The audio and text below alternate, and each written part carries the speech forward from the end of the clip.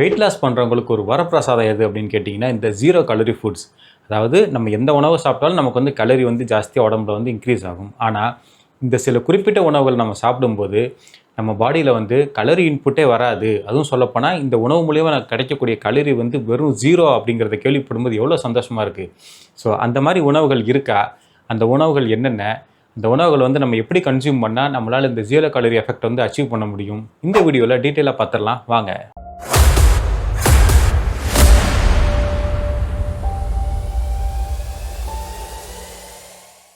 So wait லாஸோடைய ஃபண்டமெண்டலே எது அப்படின்னு கேட்டிங்கன்னா, கலோரி டெஃபிசிட். அதாவது நம்ம ஸ்பெண்ட் பண்ணுற கலோரியை விட நம்ம சாப்பிடக்கூடிய கலோரி வந்து கம்மியாக இருக்கணும். ஸோ நம்ம ஒரு உணவை சாப்பிடும்போது அது மூலியமாக நமக்கு கலோரியே கிடைக்கல அப்படின்னா அது கேட்குறதுக்கு எவ்வளோ சந்தோஷமாக இருக்குது. ஸோ இந்த 0 கலோரி ஃபுட்ஸ் அப்படிங்கிற கான்செப்டை பார்க்குறதுக்கு முன்னாடி 2 ஃபண்டமெண்டலான விஷயத்தை நம்ம தெரிஞ்சுக்கிறது ரொம்ப முக்கியம்.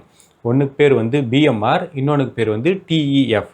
அது என்ன பிஎம்ஆர் அப்படின்னு கேட்டிங்கன்னா, பேசல் மெட்டபாலிக் ரேட் அப்படிங்கிறத தான் சுருக்கமாக பிஎம்ஆர் அப்படின்னு சொல்லுவாங்க.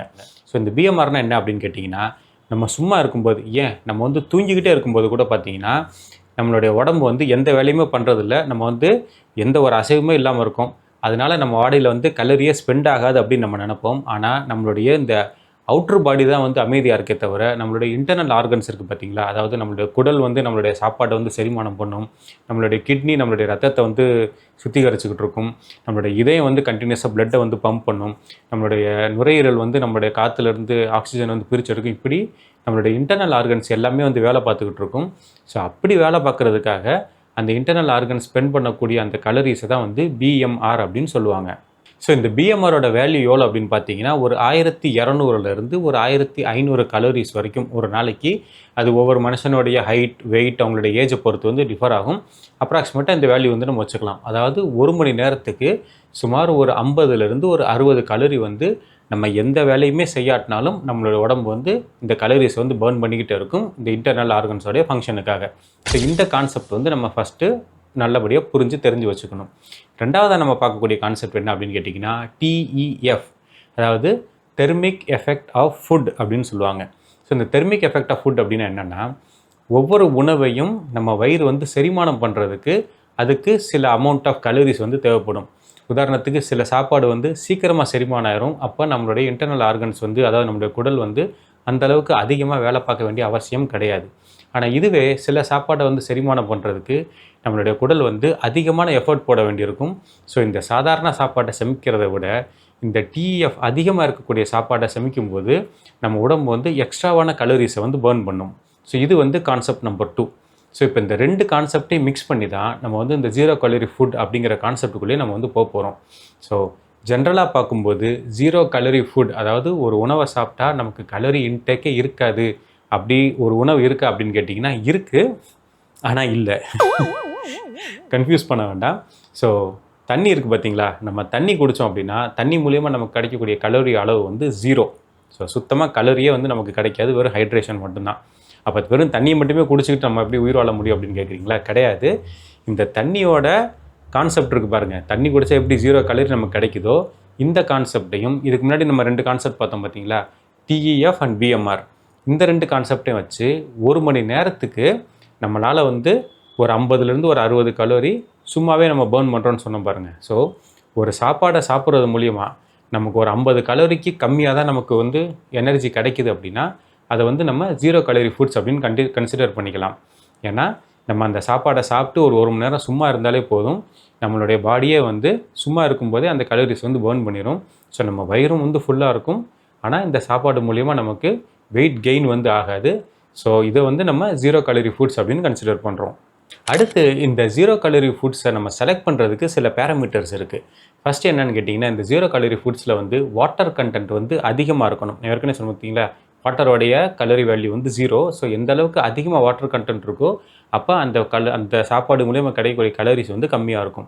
ரெண்டாவது, இந்த சாப்பாட்டில் வந்து ஃபைபர் கண்டென்ட் அதிகமாக இருக்கணும். ஏன்னா ஃபைபர் ஜாஸ்தியாக இருந்துச்சுன்னா அதோடைய டிஇஎஃப் வேல்யூ வந்து ஜாஸ்தியாக இருக்கும். ஏன்னா ஃபைபரை செரிமானம் பண்ணுறதுக்கு நம்ம உடம்புக்கு அதிகமான எனர்ஜி தேவைப்படும். மூணாவதாக, இந்த சாப்பாட்டோடைய ஜிஐ வேல்யூ, அதாவது கிளைசிமிக் இண்டெக்ஸ் வேல்யூ வந்து கம்மியாக இருக்கணும். அதாவது இந்த உணவுகளை நம்ம சாப்பிடும்போது நம்ம பாடியில் வந்து ரத்தத்தின் சர்க்கரை அளவு, அந்த குளுக்கோஸ் ஸ்பைக் வந்து எந்த அளவுக்கு கம்மியாக இருக்கோ அந்த அளவுக்கு நல்லது. அந்த மாதிரி உணவுகள் வந்து நம்ம செலக்ட் பண்ணணும். 4வதா இந்த உணவில் வந்து ஃபேட் கண்டென்ட் வந்து ரொம்ப கம்மியாக இருக்கணும். ஏன்னா ஃபேட் நம்ம எல்லாருக்குமே நல்லாவே தெரியும். 1 கிராம் ஃபேட்டில் வந்து 9 கலோரி இருக்குது. ஸோ கொஞ்சோண்டு ஃபேட் இருந்தால் கூட அதோடைய கலோரி வேல்யூ வந்து ஜாஸ்தியாகும். ஸோ ஃபேட் கம்மியாக இருக்கக்கூடிய உணவுகள் வந்து நம்ம தேர்ந்தெடுக்கணும். 5வதா இந்த உணவுகளில் வந்து அதிகப்படியான நியூட்ரிஷன் வந்து இருக்கணும். அதாவது வைட்டமின்ஸ், மினரல்ஸ் இந்த மாதிரி நிறையா இருக்கும்போது தான் இந்த உணவுகள் சாப்பிடும்போது கலோரி கம்மியாக இருந்தாலும் நம்ம உடம்புக்கு தேவையான சத்துக்கள் வந்து நமக்கு அதிகமான அளவு கிடைக்கும். 6வது ரொம்ப முக்கியமானது என்னன்னு கேட்டிங்கன்னா, லோக்கலாக நம்ம வீட்டுக்கு பக்கத்தில் இருக்கக்கூடிய கடைகள்லேயே கிடைக்கிற மாதிரி உணவாக இருக்கணும். இன்னொன்று விலையும் கம்மியாக இருக்கணும். அப்போ தான் நம்மளால் வருஷம் பூரா இதை வந்து அஃபோர்டபிலிட்டி பெர்ஸ்பெக்டிவில் ரெகுலராக வந்து கன்சியூம் பண்ண முடியும். ஸோ இந்த பேராமீட்டர்ஸை மனசில் வச்சுக்கிட்டு நான் ரெக்கமெண்ட் பண்ணக்கூடிய ஒரு 5 டைப் ஆஃப் உணவுகள் என்னென்ன அப்படிங்கிறத டீட்டெயிலாக பார்த்துருவோம். 5வதாக நம்ம பார்க்கக்கூடியது வந்து கீரை அண்ட் ப்ரோக்கோலி. ஏன்னா இதில் வந்து ஃபைபர் கண்டென்ட் நிறையா 90%க்கு மேலே இதில் வந்து வாட்டர் இருக்குது. 100 கிராம் நம்ம இதை சாப்பிட்டோம் அப்படின்னா ஒரு 20லேருந்து ஒரு 30 கலோரிஸ் வந்து தான் நமக்கு எனர்ஜி கிடைக்கும். அது மட்டும் இல்லாமல் வைட்டமின்ஸ், அயன் கண்டென்ட் இது எல்லாமே வந்து இதில் நிறையா இருக்குது. ஸோ அடிக்கடி வந்து நம்ம இந்த மாதிரி உணவுகள் எடுத்துக்கிறது ரொம்ப நல்லது.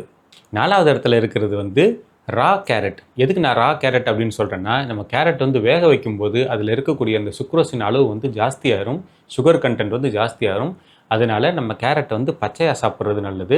ஸோ பச்சை கேரட்டில் பார்த்தீங்க அப்படின்னா 88% வந்து வாட்டர் கண்டென்ட் இருக்குது. 100 கிராம் கேரட்டில் ஒரு 35லேருந்து ஒரு 40 கலோரி தான் வந்து நமக்கு கிடைக்கும். 3 கிராம் வந்து ஃபைபர் இருக்குது. ஸோ செரிமானத்துக்கு வந்து ரொம்பவே நல்லது.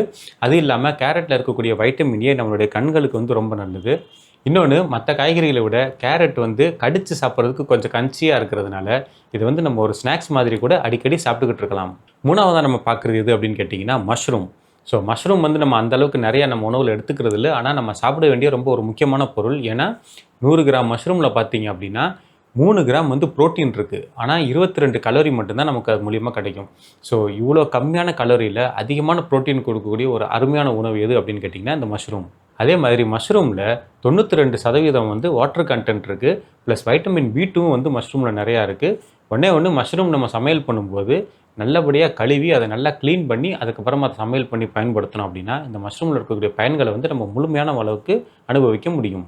2வது இடத்துல இருக்கிற காய்கறிகள் பார்த்திங்க அப்படின்னா முள்ளங்கி, சுரக்காய், அப்புறம் வந்து பூசணிக்காய், அதுவும் குறிப்பாக வெள்ளை பூசணி. இது எல்லாத்துலேயுமே பார்த்திங்க அப்படின்னா 92லேருந்து 95% வரைக்கும் வாட்டர் கண்டென்ட் இருக்குது. ப்ளஸ் இது மூலியமாக நமக்கு 100 கிராம் சாப்பிட்டோம் அப்படின்னா வெறும் 12லேருந்து 18 கலோரி மட்டும்தாங்க கிடைக்கும். அது மட்டும் இல்லாமல் இதில் வைட்டமின் சி இருக்குது. ஃபைபர் கண்டென்ட்டும் நிறையா இருக்கிறதுனால நம்மளுடைய டைஜஷனை வந்து இன்க்ரீஸ் பண்ணுறதுக்கு, செரிமானத்தை வந்து நல்லபடியாக கொண்டு வர்றதுக்கு இது ரொம்ப ஒரு ஹெல்ப்ஃபுல்லான வெஜிடபிள்ஸாக இருக்கும்.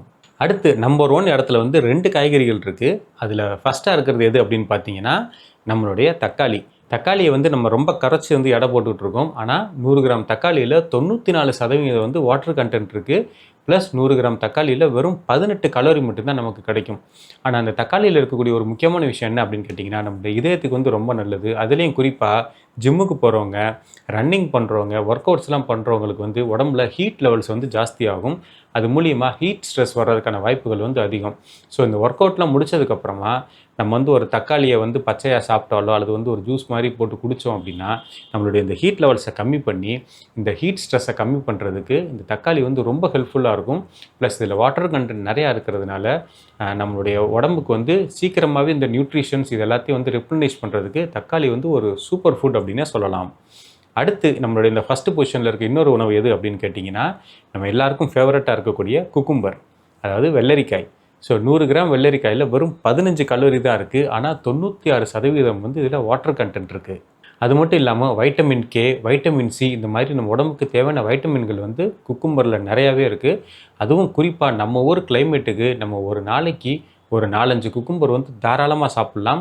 நம்ம ஆஃபீஸ் போகும்போது கூட இந்த குக்கும்பரையும் கேரட்டையும் கட் பண்ணி லைட்டாக கொஞ்சம் உப்பு, கொஞ்சம் மிளகு பொடி இதை மிக்ஸ் பண்ணி நம்ம ஒரு சாலட் மாதிரி காலையில் நேரத்துலையும் சாயந்தர நேரத்துலையும் நம்ம சாப்பிட்டோம் அப்படின்னா நமக்கு தேவையான வாட்டர் கண்டென்ட்டை ரிப்ளனிஷ் பண்ணுறதோடு இல்லாமல் நமக்கு தேவையான சத்துக்களையும் கொடுக்கறதுக்கு இந்த உணவுகள் வந்து நமக்கு ரொம்ப ஹெல்ப்ஃபுல்லாக இருக்கும். ப்ளஸ் இதை சாப்பிடும்போது நமக்கு ஒரு ஃபுல்ஃபில்லான ஒரு ஃபீலிங்கும் கிடைக்கும். அதே நேரத்தில் நம்ம உடம்புல வந்து கலரி வந்து இன்க்ரீஸ் ஆகாமல் நம்மளுடைய வெயிட் லாஸ் ப்ராசஸை கண்டினியூ பண்ணுறதுக்கும் இது வந்து ரொம்ப பயனுள்ள ஒரு உணவாக இருக்கும். சரி, இப்போ வந்து ஒரு போனஸ் உணவு எனக்கு ரொம்ப பிடிச்ச ஒரு ஃபுட். இந்த ஃபுட்டு சாப்பிடும்போது 100 கிராமில் நமக்கு வந்து ஒரு 50 கலோரி கிடைக்கும். ஏன்னா கலோரி வேல்யூ ஜாஸ்தியாக இருக்குது அப்படின்னு சொல்லி நினைக்காதீங்க. ஆனால் இந்த 100 கிராமில் நமக்கு கிட்டத்தட்ட ஒரு 11லேருந்து 12 கிராம் வரைக்கும் நமக்கு ப்ரோட்டீன் கிடைக்குது. க்ளீனான ப்ரோட்டீன். ஏன்னா இதில் இந்த ப்ரோட்டீனில் வந்து ஃபேட் கிடையாது, வேறு எந்த விதமான கொலஸ்ட்ரால் இந்த மாதிரி எதுவுமே கிடையாது. ஸோ சுத்தமான ப்ரோட்டீன் நம்மளை ரொம்ப நேரம் இது ஒரு 100 கிராம் சாப்பிட்டோம் அப்படின்னாலே ஒரு 2-3 மணி நேரத்துக்கு நமக்கு பசியே இருக்காது. அந்த உணவு என்ன அப்படின்னு கேட்டிங்கன்னா, பாயில்டு எக்கில் இருக்கக்கூடிய எக் ஒயிட். குறிப்பாக பாயில்டு எக்கில் வந்து இந்த கொலஸ்ட்ரால் வந்து நிறையா இருக்குது அப்படின்னு சொல்லி, ஃபேட் நிறையா இருக்குன்னு சொல்லி நம்ம ஃபீல் பண்ணுவோம். அந்த ஃபேட் எல்லாமே பார்த்திங்கன்னா அந்த எக் எல்லோவில் மட்டும்தான் இருக்குது. ஆனால் எக் ஒயிட் மட்டுமே எடுத்துக்கும்போது நமக்கு வந்து அதிகப்படியான ப்ரோட்டீன் கண்டென்ட் வந்து நமக்கு கிடைக்கும். உங்களுக்கே நல்லா தெரியும், ப்ரோட்டீன் சாப்பிட்டோம் அப்படின்னா நமக்கு ரொம்ப நேரத்துக்கு வந்து பசியே எடுக்காது. ஸோ நம்மளை ஒரு ஃபுல்ஃபில்லான ஃபீலிங்கில் வச்சுக்கிறதுக்கும், நமக்கு வந்து கொஞ்சோண்டு கலரியில் அதிகப்படியான ப்ரோட்டீன் கொடுக்குறதுக்கும் இந்த எக் ஒயிட் வந்து ஒரு அருமையான உணவு. ஸோ நம்ம வந்து வெயிட் லாஸ் பண்ணணும் அப்படின்னு நினைக்கிறவங்க இதை ஒரு 0 கலோரி ஃபுட்டாகவே நம்ம கன்சிடர் பண்ணி எந்த அளவுக்கு அதிகமாக சாப்பிட்றோமோ அந்த அளவுக்கு நம்மளோட வெயிட் லாஸ் ப்ராசஸ் நம்ம ரொம்ப சுலபமாக வந்து அச்சீவ் பண்ணிட முடியும். ஸோ இந்த உணவுகளை நம்ம எப்படி சாப்பிட்லாம் அப்படிங்கிறதுக்கு ஒரு 5 டிஃப்ரெண்ட்டான காம்பினேஷனில் வேறு மாதிரி ஒரு ரெசிபி வந்து நான் ரெடி பண்ணியிருக்கேன். அந்த 5 டிஃப்ரெண்ட் ரெசிபியை தான் வந்து இப்போ நீங்கள் ஸ்க்ரீனில் பார்த்துக்கிட்டு இருக்கீங்க. இந்த மாதிரி இந்த உணவுகளை நம்ம ஒவ்வொரு நாளைக்கும் வந்து டிஃப்ரெண்ட் காம்பினேஷன்ஸில் எடுக்கும்போது நமக்கு தேவையான சத்துக்கள் கிடைக்கிறதோடு மட்டும் இல்லாமல் நம்மளோட வெயிட் லாஸ் கோல்ஸையும் வந்து நம்ம ரொம்ப சுலபமாக அச்சீவ் பண்ணிட முடியும். அதுவும் நம்ம பட்டினியாக இல்லாமல் நிறையா சாப்பிட்டே வந்து நம்மளோட வெயிட் லாஸ் கோல்ஸை வந்து நம்மளால் ஈஸியாக அச்சீவ் பண்ணிடலாம். இதே மாதிரி ஹெல்த் அண்ட் ஃபிட்னஸ் டிப்ஸை தெரிஞ்சுக்கிறதுக்கு மறக்காமல் நம்ம சேனலை சப்ஸ்கிரைப் பண்ணி உங்களுடைய ஃப்ரெண்ட்ஸ் அண்ட் ஃபேமிலி மெம்பர்ஸ்க்கு இந்த வீடியோ வந்து ஷேர் பண்ணுங்கள். அடுத்து ஒரு இன்ட்ரெஸ்டிங்கான வீடியோவில் மீட் பண்ணுறேன். பாய்.